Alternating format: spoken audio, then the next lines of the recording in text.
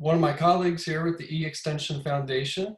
He is a web developer, and he's been with E-Extension since 2014 and primarily focuses on E-Extension's legacy applications as well as supporting E-Extension staff's internal tools such as Zoom and G Suite. Mark's also an adjunct community college instructor where he teaches web development and programming. And we are so excited to have Mark leading this learning circle. I just want to go over a couple things real quick. So these learning circles aren't like typical webinars where we can just see Mark and respond to things in chat. We certainly invite you to make comments in the chat, but these really work better if you feel like you'd like to turn your camera on and interact with the learning circle and ask questions and participate in that capacity. So, oh, hello, Paul Hill. It's nice to see some familiar faces here.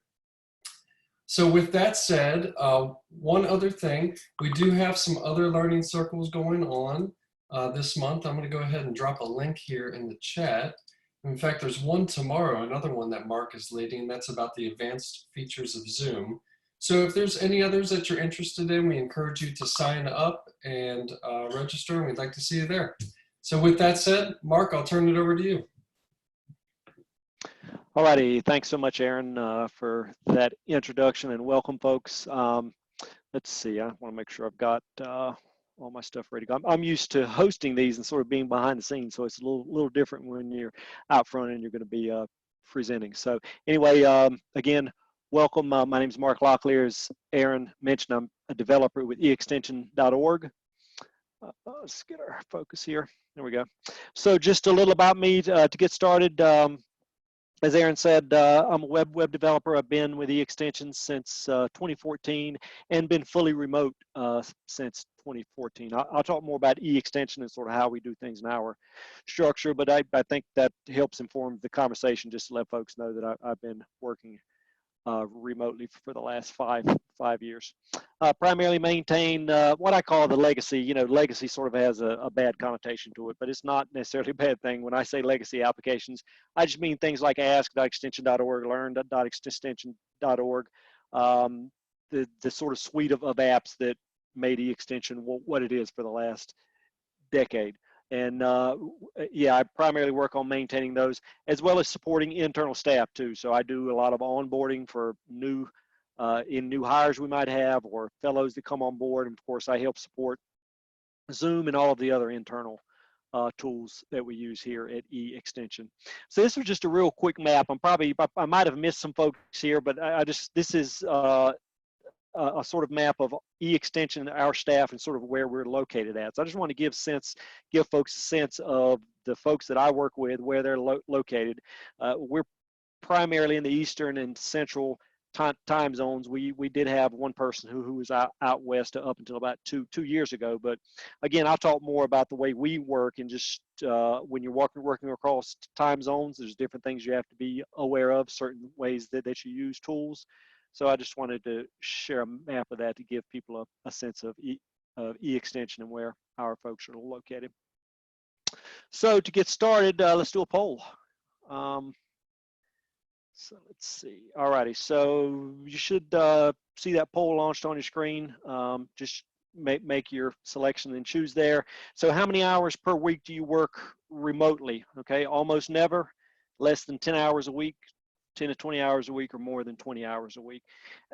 You know, if you don't have a smartphone and you don't check email at home, then you're one of the only ones that can click almost never, because I count that as remote work, right? If you're not in a sort of formal physical work location, if you're doing any kind of work outside of that, then that's sort of remote work, right?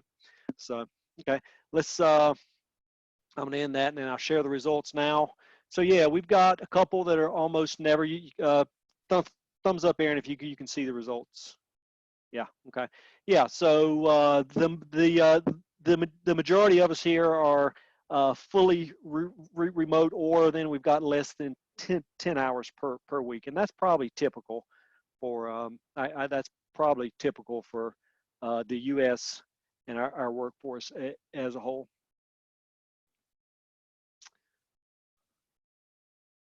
So I just wanted to share this share this statement just as a starter. Remote work isn't the future of work, it's the present, right? I mean, we're all, you know, again, as I said, unless you don't have a smartphone and you never do anything outside of this sort of physical location of work, you're doing remote work. So it's here, and it's part of what we're doing now. So the way I'm going to open this up is talk about benefits of remote work. And I've got slides here for sort of benefits from an employee's perspective, as well as benefits from an organizational, or I guess a management perspective, you might say. So first is we've all heard this one before, and this is, you know, I don't know, like 10 years ago or so, you sort of didn't hear, at least I didn't hear the term work-life balance. So it's a relatively new term for us, but work-life balance tends to be better for remote employees. And the reasons are sort of self-evident. You have a better ability to sort of manage when you get work done. You have more flexibility as far as life stuff. So whether it's putting dishes in the dishwasher, or getting clothes out of the laundry, doing those kinds of things, remote work allows you the flexibility to sort of manage those things how you want. Generally, when you do that and you have that kind of flexibility, then you're going to have a better, more pleasant work-life balance. Decreased commute, that one's sort of obvious too. Now we'll talk about some hybrid models, so it's not absolutes, right? Some of us may work remotely 2 or 3 days per week. Your organization may have a specific policy on it, but generally you're going to, if you are working remotely any at all, you're going to have a decreased commute to work, that's just more time, right? I think the average commute in the United States is 20 or 30 minutes, so that's around an hour per day, which I think most of us would say is a significant amount of time to have back, or to have to ourselves. Better health. Studies show that that remote employees generally have better health. Now, there's some outside issues there with, as far as pay grade and things like that. Generally, remote workers are paid better, which means they probably got better health care, which means they're going to have better health. But again, when you look at that work-life balance and the other benefits you get, lower stress, things like that, then remote workers tend to have better health. And then greater flexibility too, and we sort of talked about that with that work-life balance that we were talking about. When you're working in a remote environment, the tools allow you to sort of work when you want to work. So again, you may work more on the weekends, but the idea is that's time that you would have been working during the week or some other time, so you've got greater flexibility there. All right, benefits of remote work for your organization. So this is, think about it from a sort of company organization perspective. What are the benefits of remote work? So generally a remote team is more productive than sort of teams that have a physical location. That team's going to be more productive and get more work done. Reduced costs, I think that those are sort of self-evident there too. The costs from, again, if you're talking about a fully remote organization, there's no brick or mortar location to be maintained. Again, we mentioned the commuting costs, driving, things like that. So generally, a remote team can work at a lower cost than what one that's in a physical location can. Environmental impact. So this is sort of, again, this is one that's a little more abstract than the absolute costs of, let's say, not having to drive back and forth to work, gas and things like that. But there's also an environmental impact to not just carbon emissions from driving your car back and forth to work, but again, when you think about maintaining a physical location that people have to work, where you have to run heating and air conditioning, you've got a light bill, all those things are eliminated when you think about a remote an organization being remote. And then the larger pool of talent, I like to add this one too, because you think about, I mean, this really sort of, like, to me, this is an eye opener. Think about the talent pool you have access to for a remote organization, as opposed to if you're in a specific geographic location, you're sort of limited to that pool of talent in a given area. So again, when you think about remote work, the pool of talent that you have is much, much greater, and is really on a national scale. Now there's scaling issues there regarding human resources and having to manage the number of applications you get and things like that, but those are generally good problems to have compared to having a smaller pool of applicants to deal with. So the downsides of remote work, and then I've got I added some dream versus reality slides here, but I've got a few points we'll talk about on the downside. So it's not all walks in the park and, you know, fun and things. Isolation can be an issue, right? Obviously, when you're working remotely, generally that means working from home, but there's other options out there. There's things like co-working spaces you can take advantage of. So a lot of the things you might miss in by having a physical location, you can either supplement those or sort of go find your own location. Aaron mentioned that I'm an adjunct instructor at a community college locally here in North Carolina. One of the things I do is that community college has an adjunct instructor workspace, and I'll go there lots of times and work just to get out of the house. The energy is generally better there too. You've got students there, and I'll generally work, and a student may stop by and I may have a quick conversation about something they're working on in class, but the energy level is good there. And again, just the change of location is often good too. So even if it's not a location like that, even if it's just going to a coffee shop, Wi-Fi is we can find that almost anywhere these days. So sometimes the change of location, just that alone, is worth getting out of the house to do work. I think one of the caveats for me there is, as a web developer, if I'm doing a heavy technical task, or even it doesn't have to be a software development thing, if you have a sophisticated document you're trying to work on or something you really need to think, people work better in different places. I generally work on those. If it's a heavy technical task, I generally do better on those at home where I can sort of control my environment, versus if it's something that's more like I just need to respond to a bunch of email, or I've got some other tasks like that that I can do out, and I'll go out and do those things. Communication can be a challenge. I just mentioned this from a standpoint of, you know, as opposed to being face-to-face in a physical location with a team, working remotely, again, that communication can be a challenge. Now, again, just as with isolation, there's ways to deal with that. There's tools to deal with that. Communication is the same way. And of course, we'll talk about those in some coming slides, but things like chat, email, virtual meetings, all of those things take care of the communication issue. But again, it is something that needs to be in the front of your mind and something that needs to be addressed. This idea of always being on, right? So, and this is probably true for all of us, whether we work remotely or not these days with email and smartphones. Most of us probably have that email on our phones.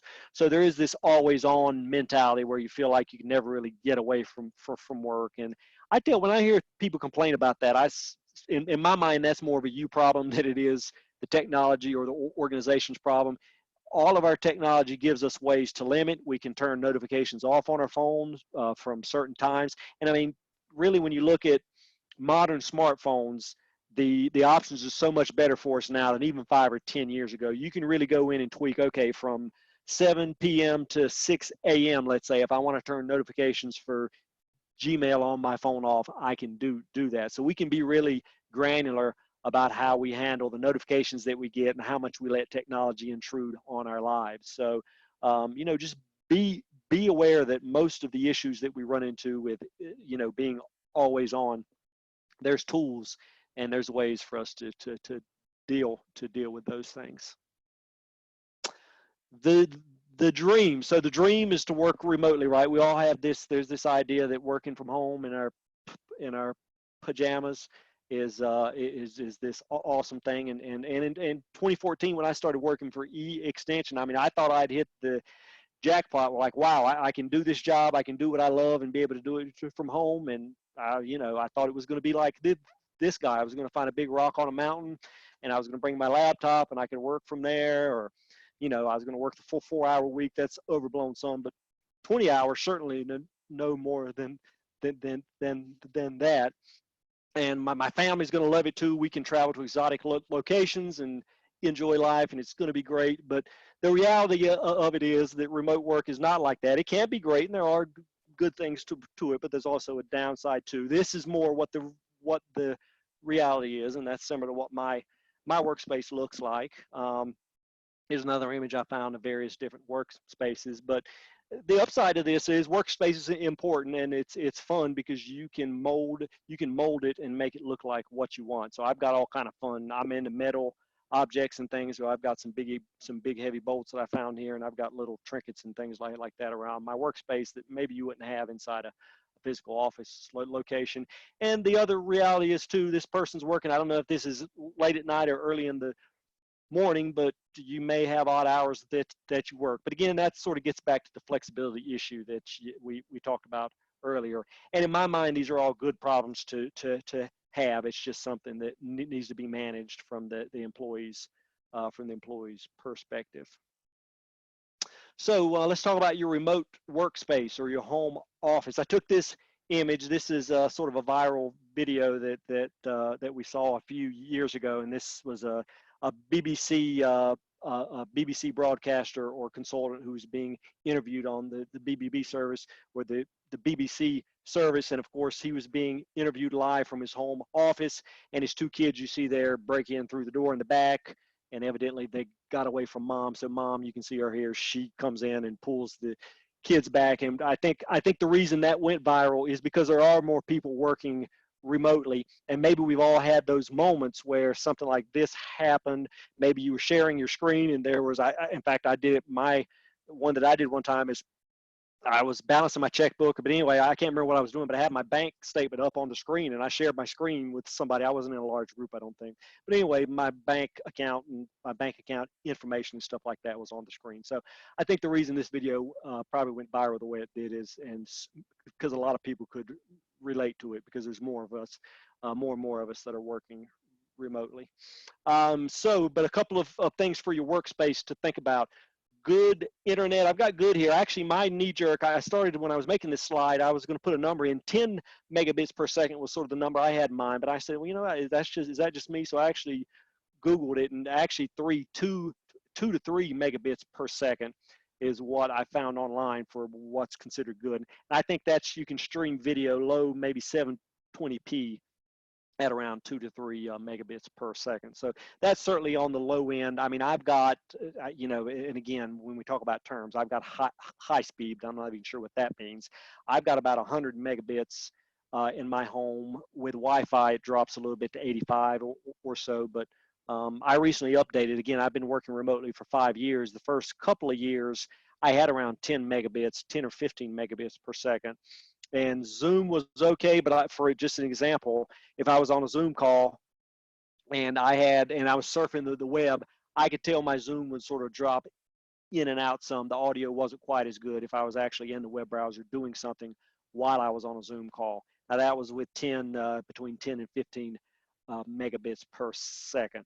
About two years ago now, I upgraded. In fact, I didn't upgrade. The cable company already had. It was already at 100 megabits. I just had an older router, so I just updated the hardware that I had in the house. So I didn't have to pay any more money, and I went up to 100 megabits.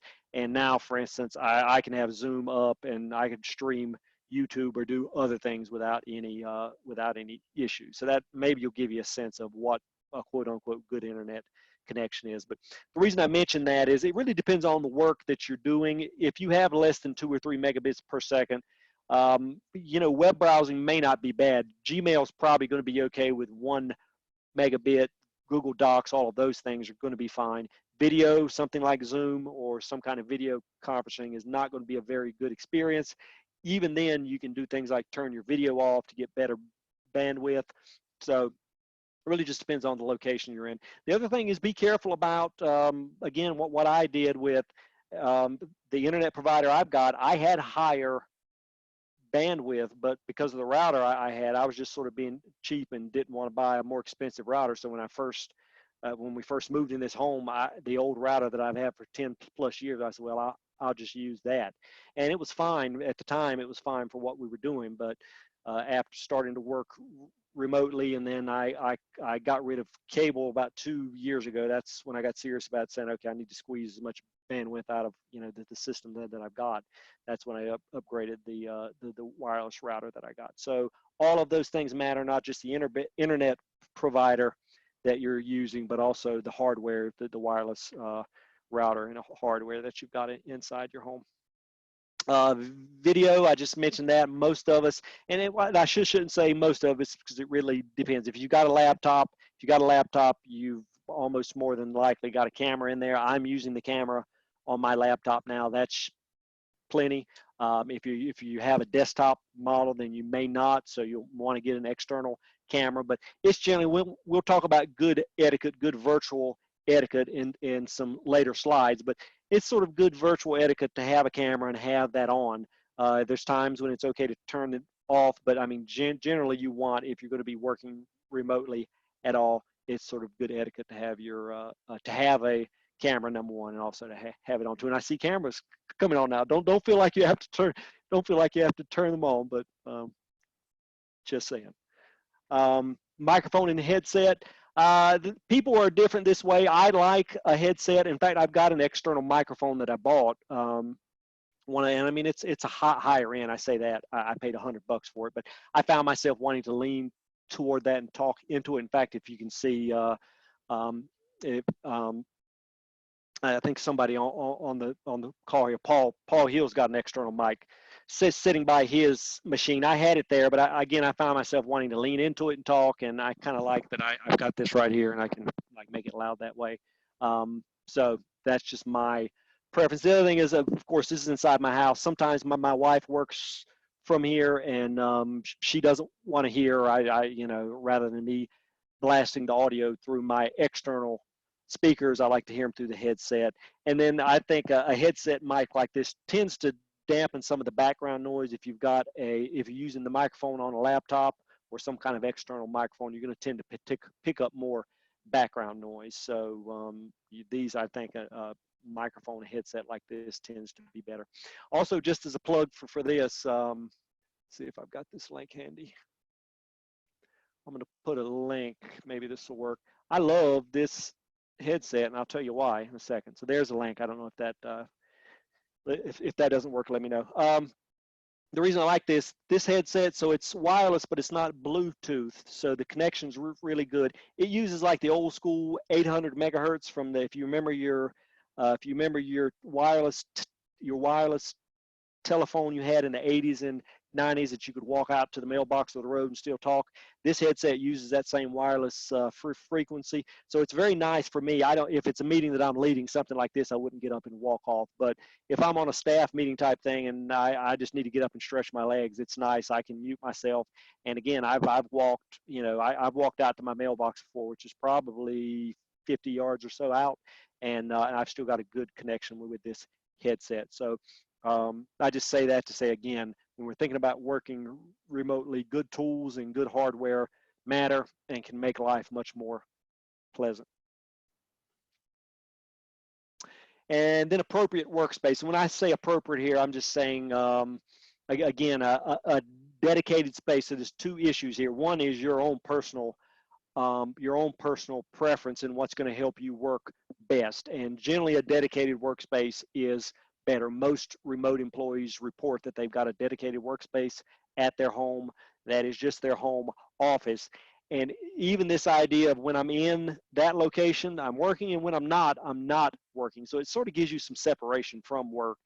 And so that's the sort of one piece to it. The other piece is that you've got a dedicated workspace in that there's not a lot of traffic. If you are in a household where you've got a spouse, you've got kids or a dog, if you've got a lot of activity going on, that may or may not be good for you. But even if you can work through it, if you're on virtual meetings and things like that, that can be distracting for coworkers. So just sort of be aware of the space that you're in, not only for your own efficiency, but also for your coworkers and the folks you're working with too.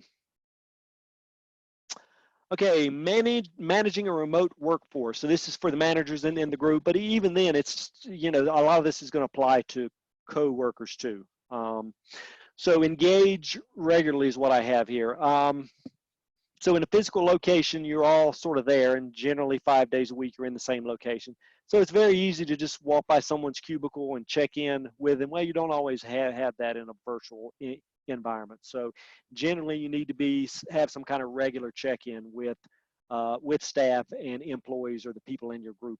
E extension, we've sort of went through a couple of different iterations over the last few years. We were doing once a week. We had a regular once a week staff meeting it was sort of all staff scheduled at one point. We went to bi-weekly meetings. I think we're back to weekly meetings right now, but with the option to cancel those. And in fact, most weeks, it really sort of depends on the week, but I'd say at least half the time, Bev, who's our COO, she'll send out an email and let us know that the staff meetings is canceled for the week. If it's not something pressing, then we don't necessarily need to meet. So, but I think it's good. I think it's a good idea to have a regular staff meeting or group meeting, again, depending on the organization you're in. It's good to have a regular meeting just on your calendar with that group, and that way you're able to check in and engage. You can also do one-on-one meetings too. Now again, with E extension, the work that we've done, the work that we do, we've been working a lot with the summit. There's a team, the leadership group in this team that's been working on that. They meet on a regular basis, if not more than once per week. So they usually see one another there. Individual groups may have different schedules. The engineering team at E-Extension, which is relatively small right now, there's only three of us. We generally don't. We were meeting regularly at one point, but we're pretty active inside Slack, so we chat and we communicate that way pretty regularly. So we sort of just decided not to have. We'll still have ad hoc sort of face-to-face meetings if we need to, but generally we don't have one on the schedule on a regular basis right now. So again, the point is you need to be aware of that and make sure you're engaging regularly with people on your team. Calendaring is important, and I'll sort of harp on this on a couple of different slides. But in a virtual environment, so you've got a couple of issues going on. Number one, obviously you're not in the same place, so you're not in the same time zone. So time zone is important. You can't send an email to somebody or chat and say, hey, let's meet Wednesday at 2 p.m. because are we talking, if that person's in a different time zone, is it 2 p.m. my time or 2 p.m. your time? So good, efficient use of calendaring is important. And so the way that goes, especially in meetings, really is what I'm referring to here, is that you have calendar invites for meetings. So generally the way that use case will go is I might send Molly a message in Slack and say, hey, Molly, let's meet Wednesday at 2 p.m. Eastern time. And she say, yeah, that sounds good. At that point, I go to Google. We use Google Calendar in our case. I go to Google Calendar. I create an event for 2 p.m. Eastern time. I add Molly to the invite for that event, and I also put a virtual location there, which in this case is Zoom is the tool that we use, and I send her that invite. Google Calendar is going to take care of the time zone difference. It knows, Google Calendar will know that Molly's in Central time zone. I'm in East Coast time zone, so it'll adjust for that on her end. But when we talk about calendaring, using that is really essential. There's no way around that in a virtual environment.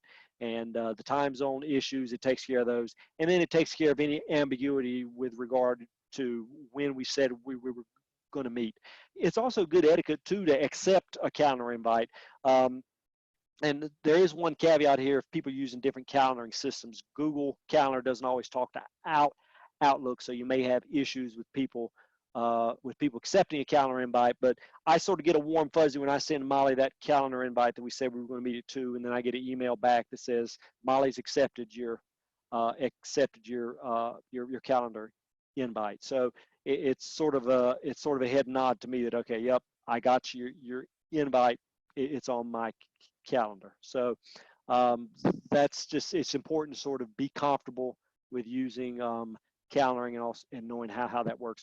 Also, keeping your calendar up to date too. If you people do this in different ways at E-Extension. I've seen people who have a very robust calendar in that they've got their doctor's appointment on there, they've got jazzercise Tuesdays at 6, even though that's not during work time, they've got it on there. So some people sort of use their calendar that way. And generally your calendar on a remote team should be viewable by other people. So if Paul Hill's on my team, I say, I'd like to meet with Paul, Friday at 3, but I'm not sure if he's going to knock off early on Friday or not. Let me check his calendar and see if he's going to be around or if he's got something else going on. So that's all a part of calendaring and using that in an efficient way so everybody sort of knows what everybody else is doing. And again, it's not a thing of you're trying to keep tabs on someone or check in on them. It's just a way of folks knowing if other people are available and sort of what they're up to. In-person meetings. When I say in-person meetings, I'm talking about face-to-face meetings. So the standard I've seen, I've got a colleague who works in the software industry. He's in private sector. They have a once a year staff meeting. They have an annual all staff. He works for a virtual organization there in Columbus, Ohio, and they have an all staff meeting once a year. They get together at the company headquarters, and this guy's a software developer. He also meets with his team either twice a year or sometimes once a quarter, depending on what they've got going on. So anyway, that face-to-face contact is important. E-Extension we were doing sort of all staff face-to-faces at one point, but the impact collaboratives, for the most part, we've been doing those three times a year. That gives a chance for most of us to get together, although not everyone's there, but a good number of the staff are. So sort of in lieu of a formal all staff face-to-face, we've been doing we've been sort of using the impact collaboratives as a way to get together. But even with that, the engineering team often doesn't go to those. So for instance, the engineering team got together with Chris Geith at her home this past spring we didn't get together just for kicks. We were doing some planning type things, but it was just a chance for us to connect face to face. So I think that's important. And then finally, goals, not activity. And another term I heard for this was managing for performance over presence. And the idea here is that it is a shift. It is a shift in the way you think about evaluating people's work. It's very much based on the goals that have been set for an individual and the work that they're getting done, rather than just because they're in the office, 40 hours per week or even more than that, just because when I show up in the morning, they're there, and when I leave, they're there. They're spending more time maybe at work than me, but that doesn't necessarily mean they're getting more work done. So I think working remotely does require a shift in how we think about people getting work done, how we evaluate their work too. And it also puts onus on management too, I think, to make sure there are clear goals being set. People know what those goals are. They know what the expectations are. And that you're sort of you're evaluated based on the work you're getting done and not how much activity or how present you are. So I think that's important, and that's sort of again a shift in mindset from a managerial standpoint. And then the final thing I have here is trust. I mean, it really does require a great level of trust that when you're working with people, that they're going to sort of do what they're saying that they're doing. And you're not, you're just, you're not worried about if they're on their computer doing something necessarily at a certain time. It's very much based on the work you're getting done as opposed to how active or how busy you are. So.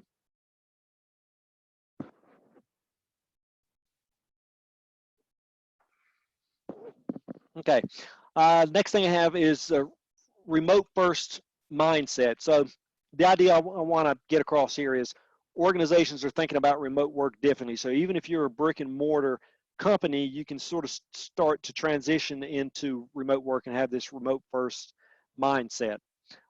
So remote as default is what I'm calling this. So think about it. Well, in fact, again, I'll use the example of the coworker that I mentioned. Again, he works for a software company in Columbus, Ohio. They've got a physical location there. I think the company's about 1,000 employees. I think about 700 or 800 are at that location, and then the rest are remote, although they don't keep track of who's remote and who's not.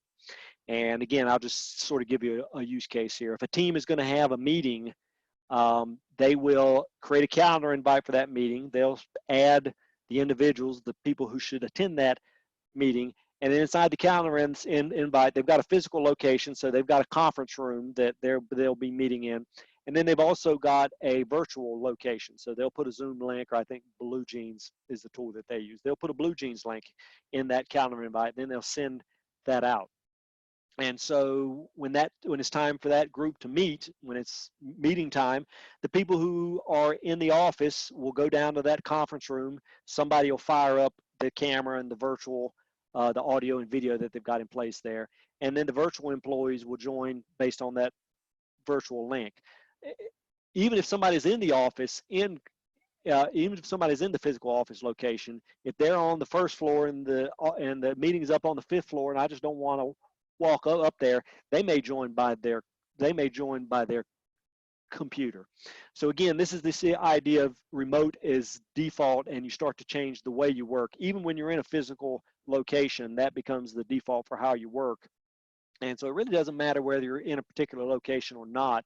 You can be a part of meetings and be a part of the communication that's going on. Of course, this applies for email, things like document sharing if you're using Google Docs and those kinds of things. And then Slack is a chat tool that we use. It's very popular. All of these tools allow you to have this sort of remote mindset when you work. So I sort of look at that model as a hybrid model. And again, a lot of companies, mostly in the software industries where I'm seeing that. But I think the Cooperative Extension Service does that too. I'd be interested to hear too if there are folks who are on the call that sort of have this hybrid model and you're starting to use that. Definitely let me know in chat, or we'll have time for input at the end of the talk if you'll share that then, because I'm curious to know if folks are using that. Again, extension works that way. We're fully remote. We're really a virtual, and that's the other term, I didn't put it here, but when you talk about a virtual company, we're one that's completely virtual in that we don't have any physical location at all. So we obviously have to use all of those tools that I'm talking about for us to be able to communicate. But it's sort of an exciting time. I'm passionate about remote work and doing it better, and it's exciting to be a part of that. And it's still new enough too, I think, that people are figuring it out and figuring out what works. And so a lot of the things I'm going to share here are just sort of they're sort of my 2 cents about what I think works best. But there's no industry standard out there, and I think each company has their own has their own nuance to how they do remote work, and from a virtual standpoint, how they implement those policies. So it's sort of fun to be in this time where we're trying to figure it out. All right, so we've got another poll here. So the next couple of slides after this, I've got 2 polls we're going to do, is what I call good virtual etiquette. And again, this is just sort of my take on it. They're not hard and fast rules, and it's all contextual too. Like, yeah, in general, it's good to turn your video on, but that doesn't mean it has to be on all the time. There's times when you might not want it on. So it's all contextual and those kinds of things. But anyway, let's do this poll here real quick. All right. So this one is, when should you mute yourself doing a virtual meeting? So when there's background noise, when you're not speaking, never, the software would take care of that, or when I'm talking to someone not on the meeting, or when I'm talking to someone maybe in my physical location. When is the right time to mute yourself?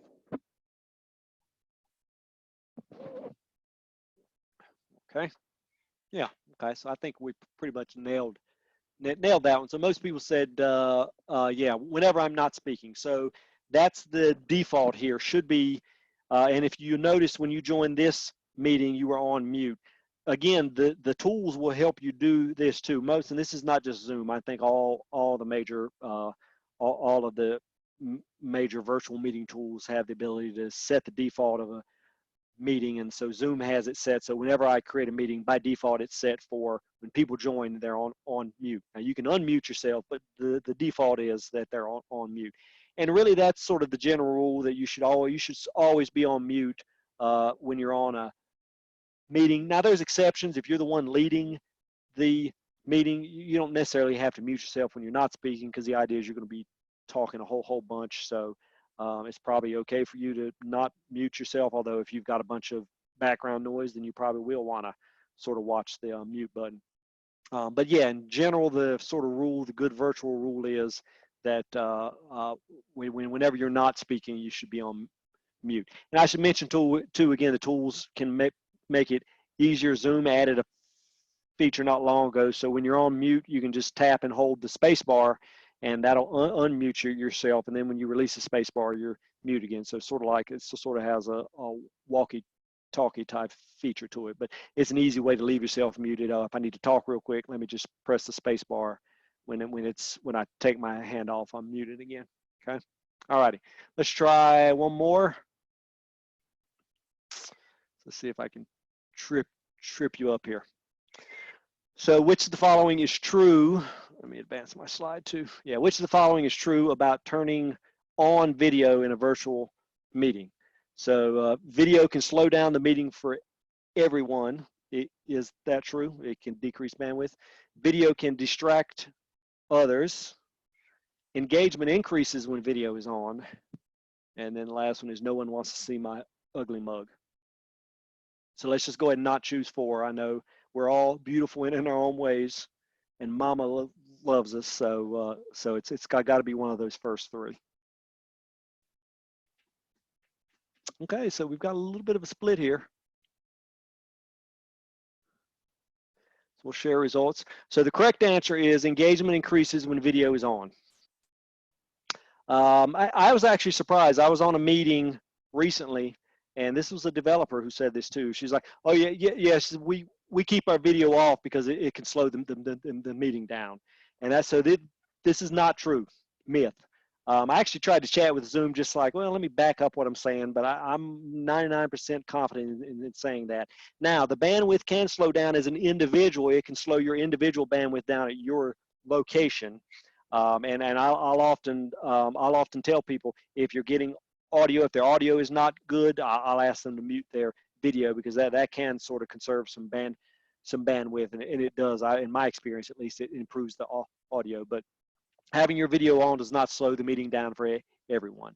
I've been on Zoom meetings where we've had 100+ meetings, and people were, I'm sure everyone didn't have their video on, but there were dozens of people with their video on, and there was no problems at all. So again, the technology is really client side with video conference software. You've got an installed piece of software there. So whether your video is on or off, it's really all about the connection in your location. It's not going to slow the entire meeting down. And I apologize, there's some chat going on, but I'm sort of the only one flying solo. So I may, maybe Paul is going to say a few words, I may get to read and respond to some of the chat later. But if there's others who want to respond to it, feel free to. Okay, so good virtual etiquette. So this is a term, I think I can say I've coined this term. I haven't heard other people use it, but I use this generally to describe people. And when I'll often say, sometimes, I mean, I'm not out there, I wouldn't call someone out or drop dime on them, but I've said before, yeah, I don't think their virtual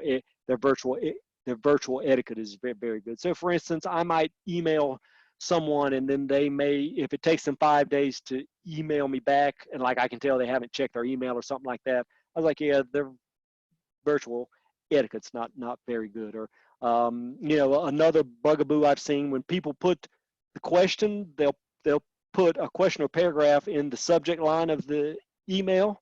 Maybe we've all gotten those.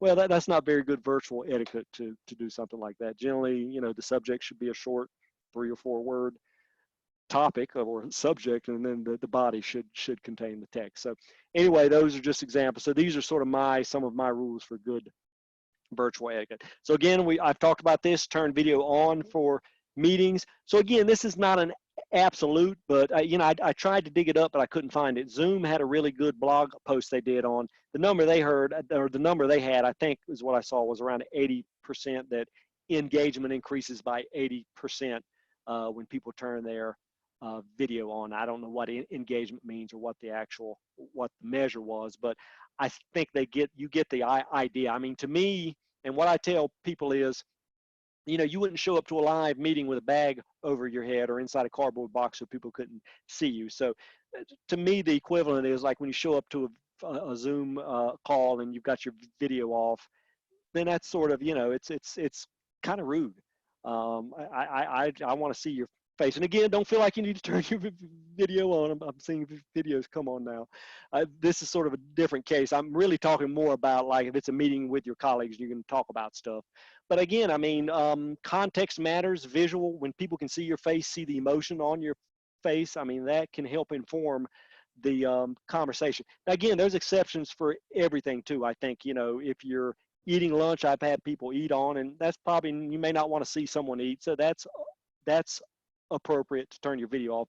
But again, from a courtesy standpoint, you might turn your video on and say, hey guys, I had to get a late lunch in, so I haven't eaten yet, so I'm going to turn my video off while I'm on the meeting so I can eat lunch. So again, just sort of be mindful of those things.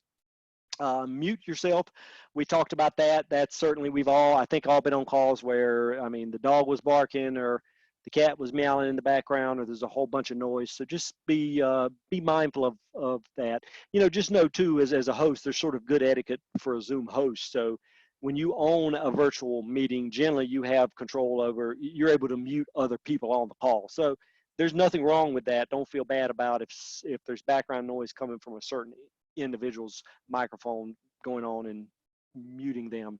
I'll often do that, or I've done that before on calls, and I'll usually send them a short text inside chat and say, hey, there was some background noise, so I muted your mic. The obvious caveat is you need to remember to unmute yourself when you talk, and we've all done that before. It happens when you're on mute and you forget you're on mute and you go to talk and your lips are moving, but folks can't hear you. So it's okay. That's preferable over you know, a meeting being disrupted by background noise. Be available. So this is not virtual. This is not meetings necessarily. This is just, again, good virtual etiquette overall. So being available and sort of being accessible. So, you know, if someone sends you, again, if you're working on a virtual team, if someone sends you an email requesting information, maybe to wait 3 or 4 days to respond. And again, there's context for everything. So depending on how important it is, but maybe, you know, generally my rule is if it's somebody on my team, generally, you know, 4 hours or so, I would generally try and get back to them that same day. If they email me before 4 or 5 o'clock Eastern time, you know, they email me before close of business, I generally try and get back to people that same day. Now that's if somebody on my team. If it's obviously with the cooperative extension, there's a lot of people have access to us. So obviously if it's someone outside of E-Extension Foundation and our team, I may take longer to get back to them. But again, that idea of being available is important, not just email, Slack the same way. If someone sends you a message in Slack, it's sort of reasonable to respond to them in a reasonable amount of time. So those are all this idea of being available, being accessible. And I mean, more so too, the idea there too is more so than if you were in a physical environment where you were all worked in the same physical location. I think we sort of, as virtual employees, we have to sort of go above and beyond what the standard would be in a physical location. Calendaring, we talked about that, just good calendaring etiquette. Sending, if you're going to meet with someone, you send them a calendar invite that has all the appropriate information, virtual information for a meeting link they're going to join, or if it's a phone call or a phone conference, you be sure to include the phone number. You can also invite them, usually when you create a calendar event, regardless of the software, whether it's Outlook or Google Calendar, you've got a way to add people, and so they get an email notification about that. Generally, it is good etiquette to sort of check in with that person first and sort of verbally confirm.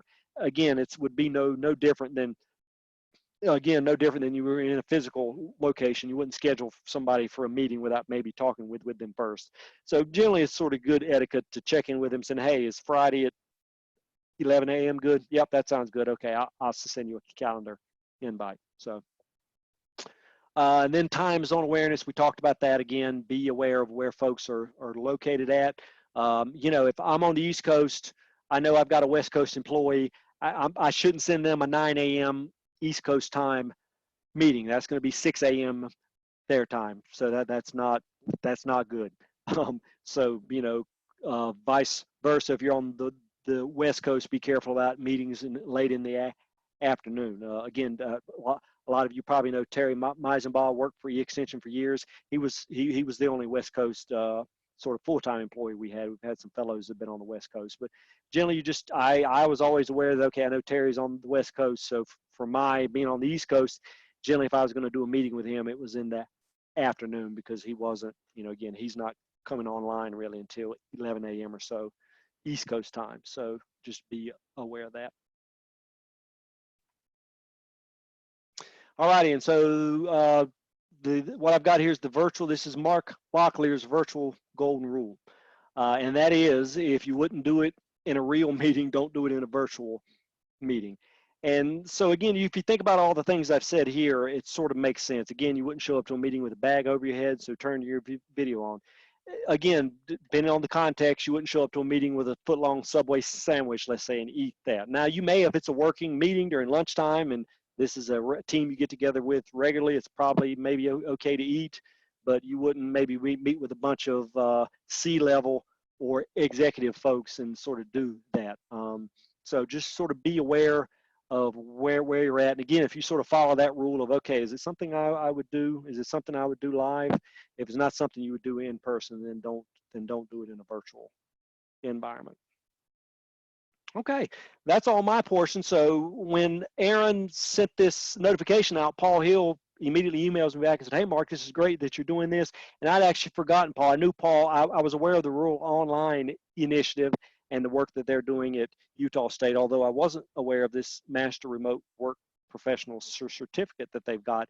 And so he said, hey, if you could include something about this, it would be great. And I said, hey, I'll put a slide in and I'll give you a few minutes to talk about that. So Paul, if you'll unmute yourself and share, take a few minutes and share about what you guys are working on.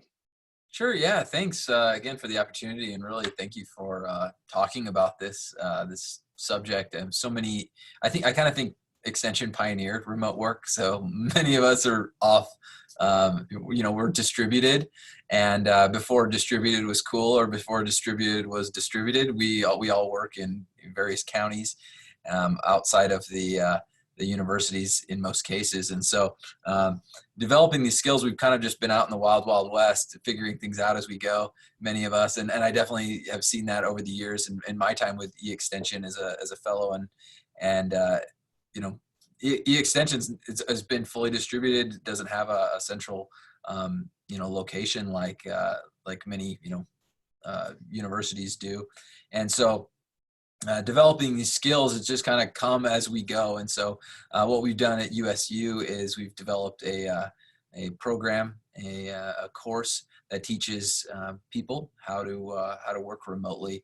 And it's really focused on rural communities. So we're teaching people in rural how to work remote, because you have limited job opportunities in rural communities, and high unemployment, high intergenerational poverty.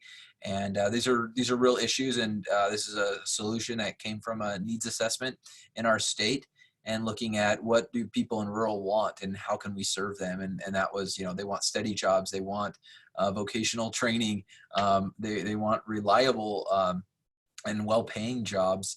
And access to those jobs is no longer limited by geography. And like Mark said earlier, I mean, companies do this for talent acquisition. You look at, some of the best companies in the world, they realize that they've allowed remote work. They've put this into their operations because not all the best talent in the world exists in the same city. And so being able to access talent, you want to be able to access it everywhere. And so there's a lot of great talent in our rural communities in Utah and across the country, and being able to connect them with the remote jobs now. And again, it's not the future of work. It's the current place of work. And it's becoming more and more the norm.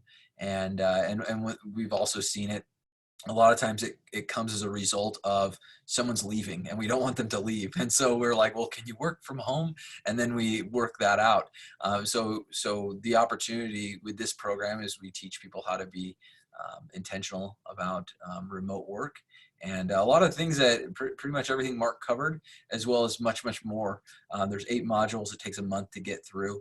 And our focus is in serving our rural communities. And so we've also have people from across other extension land-grant universities are implementing this, and we're piloting in other states. So it's pretty neat. We've got a master. This is the Master Remote Work Professional Certificate course, and this is to help the workers, the workforce, and to kind of build demand for remote jobs.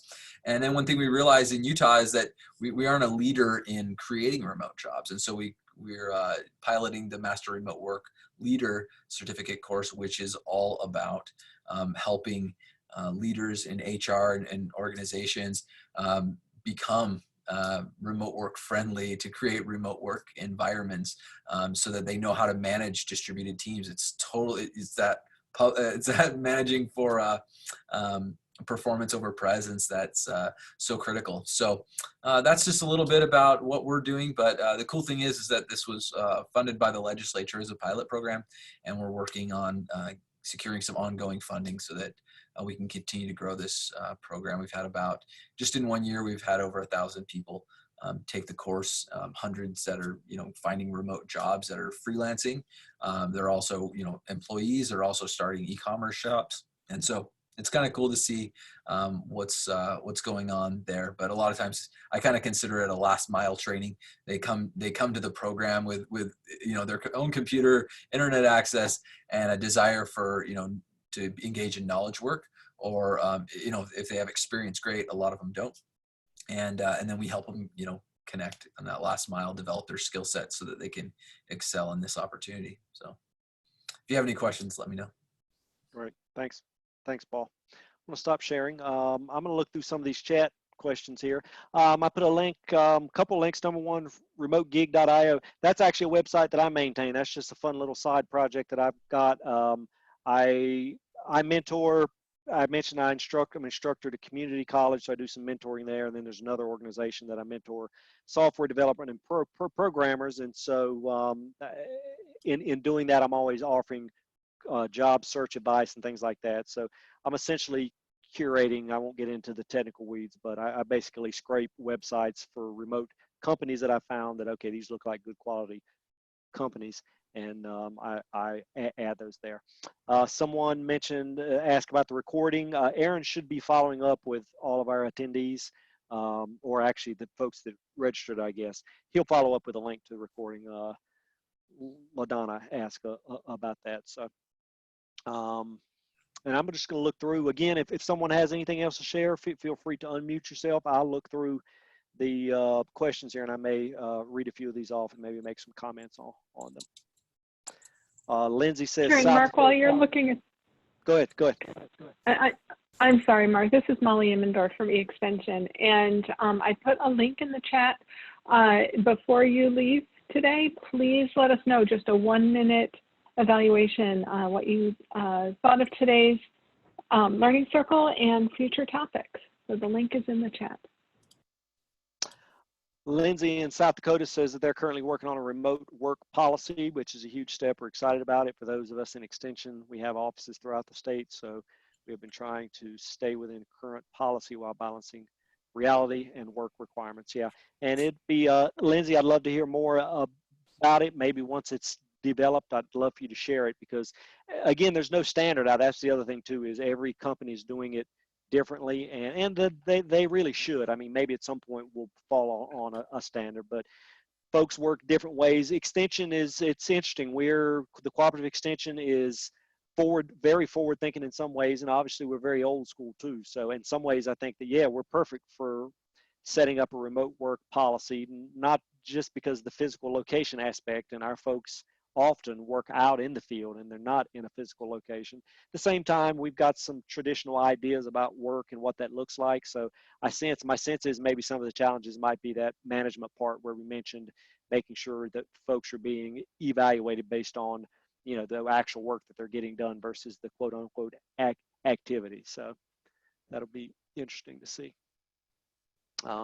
Molly says that her husband's company uses no video, and that's not uncommon. In fact, software shops seem to be more that way, and I just like to shame folks when I'm on and tell them to turn the video on, because I think it is. I think just as I said, that Zoom said in that article, it does increase engagement, and I just think it's a better environment. It feels more like we're actually getting together. And again, that's maybe that isolation part too, that I think it helps. I think it helps with that piece.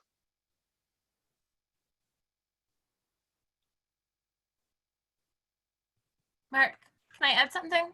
Sure. Hi, Libby Carnahan from Hey, Libby. Florida. So yeah, not looking for sympathy or anything, but just adding, 2 years ago, I was diagnosed with breast cancer.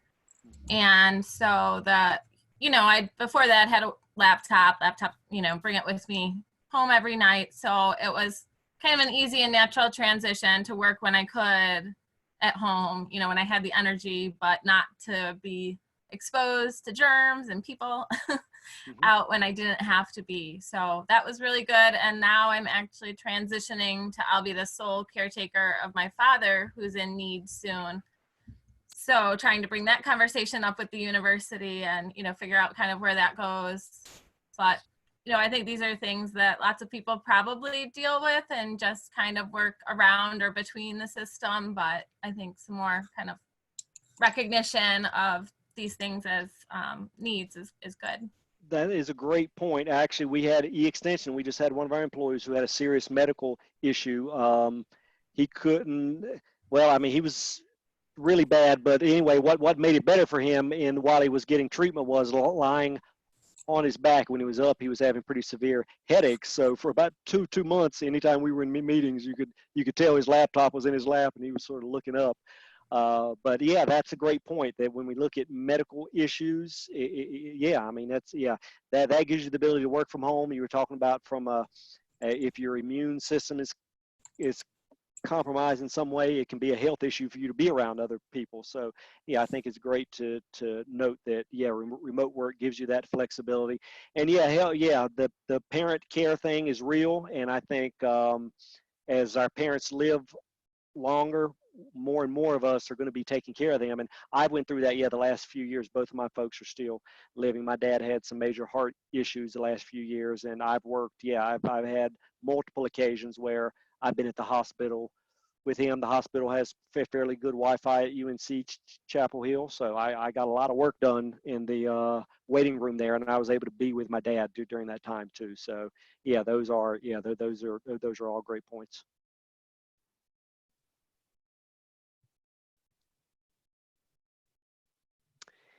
All right, folks. So Well, Mark, go ahead.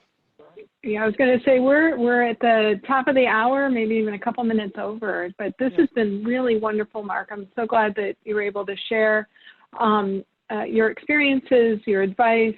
Paul sharing about the initiative in Utah, and I saw in the chat that maybe there's some other target audiences that you could work with as well.